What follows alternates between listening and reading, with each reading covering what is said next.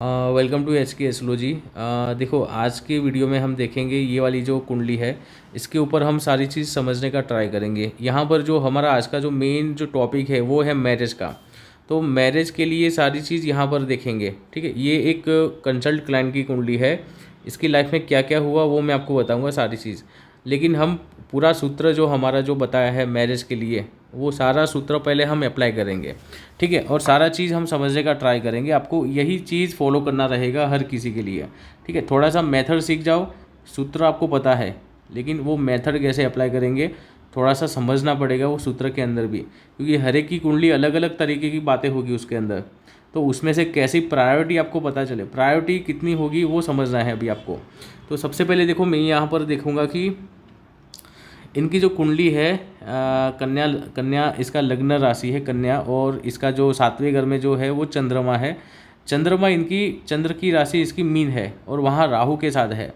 तो यहाँ देखो, एक तो राहु और चंद्र का ग्रहण वाला योग है। यहाँ पर ग्रहण का दोष है। यहाँ पर राहु चंद्र के जरिए कुंडली के सातवें घर की जो एक्सिस है, सातवां हाउस, वहीं वो योग बना हुआ है, राहु और चंद्र का एक ग्रहण योग।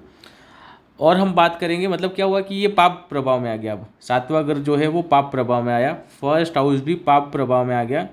फर्स्ट हाउस लाइफ का इंजन होता है, वहाँ पर यदि कोई पाप ग्रह है, जैसे केतु, केतु का क्या नेचर है, स्टेबिलिटी नहीं करवाना लाइफ के अंदर, पूरा विजन क्लियर नहीं होना। ठीक है, ये थोड़ा सा केतु जो होगा वो लाइफ को ज़्यादा डिस्ट्रैक्ट करेगा। ठीक है, क्योंकि उसका नेचर ही ऐसा है, दिमाग नहीं है केतु के पास। तो यदि ऐसा प्लेनेट लग्न में आ जाएगा तो उसकी लग्न की जो गाड़ी है, पूरी लाइफ की गाड़ी, वो पूरा हिल जाएगी उसके। ठीक है, तो हम उसको थोड़ा सा ऐसे समझ लेंगे सर स्टार्टिंग के अंदर कि इसका लग्न में पाप ग्रह है, केतु है, वो भी तो अच्छा तो नहीं है, लाइफ एक इम्बैलेंस है, ऐसा हम मानेंगे। इसका इमोशनली लेवल बहुत ही इम्बैलेंस है, क्योंकि यहाँ चंद्र भी देखो, अब चंद्र जो होता है सातवें घर में अच्छा नहीं माना जाता है। ये एक नोट डाउन कर लेना पॉइंट, कि सातवें घर में चंद्रमा होगा तो वो अच्छा नहीं माना जाएगा। सातवें घर में यदि मर्क्यूरी होगा वो भी अच्छा नहीं माना जाएगा। सातवें घर में यदि वीनस होगा वो भी मैरिज लाइफ को डिस्टर्ब कर सकता है। ठीक है, मैरिज लाइफ को बिगाड़ने वाले ये तीन प्लेनेट है, एक तो है मर्क्यूरी, वीनस और चंद्र।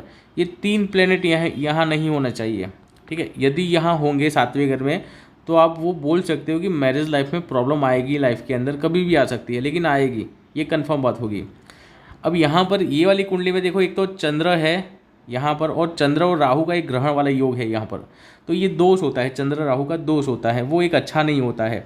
मतलब कि सेवन्थ हाउस में ये एक ग्रहण बना हुआ है, ऐसा आपको समझना है यहाँ पर। तो इसका अब आपको इम्पेक्ट थोड़ा सा अब प्रायोरिटी वाइज देखो कि सातवें घर में यदि ये योग है राहु चंद्र का, तो इनका मैरिज लाइफ के लिए सबसे पहले ये बात बता रहे कि मैरिज लाइफ के अंदर प्रॉब्लम आएगी, मैरिज लाइफ के लिए सुख अच्छा नहीं है। चंद्र क्या है, सुख सुविधा है, चंद्र इनका हार्ट है, चंद्र इसका एक सुख है, ऐसा समझो। चंद्र मतलब सुख को समझो आप। और राहु क्या है, छलावा है या फिर कुछ षड्यंत्र है। तो सातवें घर के अंदर ये राहु और चंद्र का जो दोष है वो मैरिज लाइफ के लिए सुख अच्छा नहीं करेगा, मतलब मैरिज लाइफ को बिगाड़ सकता है ज़्यादा ही। तो ये आप समझना, प्रायोरिटी ये इस तरह का समझना कि राहु चंद्र सातवें घर में है तो कितना प्रॉब्लम करवा सकता है। ये वाले सारे प्रॉब्लम है कि मैरिज लाइफ का सुख को परेशानी। चंद्र को हर समय आपको सुख सुविधा से जोड़ना है। चंद्र मतलब एक बैलेंस लाइफ होती है आपका। यहाँ पर चंद्र मतलब कि एक सुख है, इनर पीस है। यदि राहु कनेक्ट होगा तो वो सारी चीज़ हिला देगा। ठीक है, इंस्टेबिलिटी, ज़्यादा वोल्टालिटी मैरिज लाइफ के अंदर यदि इस तरह का योग होगा सातवें घर में, तो मैरिज लाइफ को डिस्टर्ब करने का 110% का जो एक रोल प्ले कर देगा, और वो हो जाएगा मैरिज लाइफ डिस्टर्ब यदि सातवें घर में इस तरह का योग होगा तो ये ओनली योग का बताई बात है। अब ये योग जिस राशि में बैठा हुआ है वो राशि का स्वामी कैसा है, क्या ये राशि का स्वामी ये जो बुरा योग बनाकर बैठे हैं दोनों ग्रह, उसको निपट पाएंगे या फिर उसको करने देंगे प्रॉब्लम। ठीक है, कि मेरे घर में तुम लोग बैठ गए हो राहु चंद्र गुरु के घर में, तो गुरु यहाँ पर दोनों को टैकल कर पाएंगे या फिर वो नुकसान करवाने देंगे खुद के घर को। अब आपको वो समझना है। तो यहाँ पर क्या अब देखना रहेगा आपको कि अब आपको गुरु के ऊपर फोकस करो कि गुरु कहाँ पर है। ये जो बुरे हाउस में जो बैठे दो प्लेनेट है वो बुरा योग कर रहा है एक दूसरे के जरिए। अब उसका जो स्वामी है गुरु, सातवें घर का मालिक गुरु यहाँ पर देखो कैसी स्थिति में है। गुरु यदि अच्छे स्थिति में होगा तो राहु चंद्र को नुकसान जो भी करेंगे वो नहीं करवाने देंगे ज़्यादा नुकसान। लेकिन यदि गुरु भी यदि प्रॉब्लम वाले हो जाएंगे, कहीं 6, 8, 12 में बैठ जाएं, तो मतलब यहाँ पर अब नुकसान की वो बात हो रही है। तो ये वाली प्रायोरिटी यहाँ इस तरह के समझना कि अब वो फाइनल नुकसान वाली हम बात देख रहे हैं कि नुकसान होगा या नहीं होगा। ठीक है, तो यहाँ पर गुरु यदि छठे घर में शत्रु की राशि में है तो ये अब अपने खुद के घर को नहीं बचा पाएंगे। ये जो खुद का घर है, सातवां घर, उसकी जो राशि का पूरा इलाका है वो गुरु का है। यहाँ राहु चंद्र नुकसान कर रहे हैं, लेकिन अब गुरु यहाँ पर अपने घर को नहीं बचा पाएंगे क्योंकि वो खुद छठे घर में शत्रु राशि में है। और शत्रु राशि में भी देखो कि वो मंगल के साथ है। यहाँ खास देखो कि मंगल के साथ है, 8वें घर के स्वामी के साथ बैठा हुआ है छठे घर में। तो ये तो बहुत ही प्रॉब्लम वाला योग है अब। ठीक है, ये प्रायोरिटी समझो आप कि छठे घर का स्वामी शत्रु की राशि में छठे घर में है और वो 8वें घर के स्वामी के साथ बैठा हुआ है। तो ये तो बहुत ही नुकसान वाला योग है। आपको समझना है अब कि ये कितना नुकसान है यहाँ पर अब। ठीक है, ऐसे क्लियरिटी मिलेगी आपको। इस तरह का आपको ये समझना पड़ता है। हर किसी की कुंडली में इस तरह का लॉजिक आपको यूज़ करना रहेगा हर तरह का, क्योंकि सीधी सीधी बात नहीं पता चलेगी आपको। कुंडली में जो दिखता है वो होता नहीं, आपको समझना पड़ता है, रूल्स बनाने पड़ते हैं या फिर रूल्स को अप्लाई करना पड़ता है। हर तरह का रूल्स अप्लाई करके ही वो आपको दिखेगी बात कि एक्चुअल लाइफ में उसकी लाइफ में क्या हो रहा है, तब आपको पता चलेगा। तो आप देखो कि वही यहाँ पर गुरु जो छठे घर में था वही गुरु देखो अब यहाँ पर 12वें घर में चला गया। तो ये तो अब गुरु ने कंफर्म कर दिया कि अब तो ये नुकसान होगा ही। 7वें घर का नुकसान तो अब कंफर्म है कि 7वें घर में तो नुकसान होने वाला है, वो 100% नुकसान करवाएगा। मतलब मैरिज में सुख नहीं है, मैरिज में डाइवोर्स की बात हो रही है, मैरिज सफल ना हो पाए। अब वो एक सीधी सीधी बात यहाँ से जुड़ रही है।